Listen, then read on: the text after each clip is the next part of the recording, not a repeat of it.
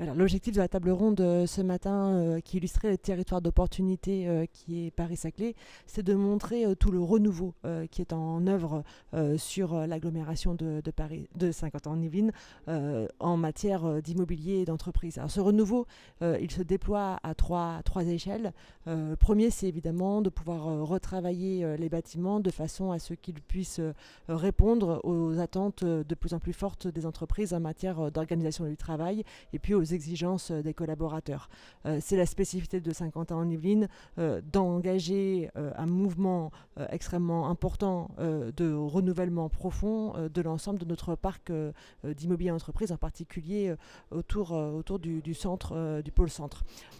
Deuxième niveau, c'est la question de la relation entre le bâtiment et l'espace public. Les salariés sont en attente de lieux de vie. Ils identifient leur lieu de travail aussi comme un lieu de vie.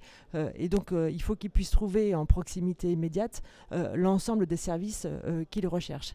Et nous avons là, sur Saint-Quentin-en-Yvelines, une chance extraordinaire de pouvoir développer ce pôle tertiaire dans une ville constituée avec l'ensemble de ces services, à la fois en termes de commerce, en termes d'infrastructures sportives et culturelles, et puis évidemment en termes d'accessibilité et de mobilité. C'est un sujet tout particulier sur Saint-Quentin-en-Yvelines, puisqu'on accueille plus de 70 000 salariés qui chaque jour viennent rejoindre nos grandes entreprises.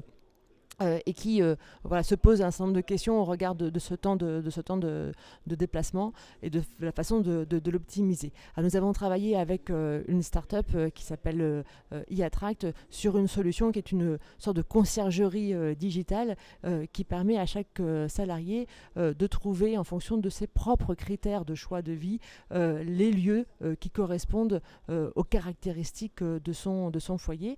Cette application a d'abord été expérimentée auprès d'un certain nombre d'entreprises, et puis depuis le mois de septembre, nous la déployons auprès de l'ensemble des entreprises et de leurs collaborateurs de façon à ce qu'ils puissent retrouver des réponses concrètes et opérationnelles à ce sujet d'accompagner leur mobilité économique, de leur mobilité résidentielle. Et nous avons d'ailleurs le plaisir d'être nommés dans le trophée de la transformation digitale de l'immobilier organisé par Business Immo.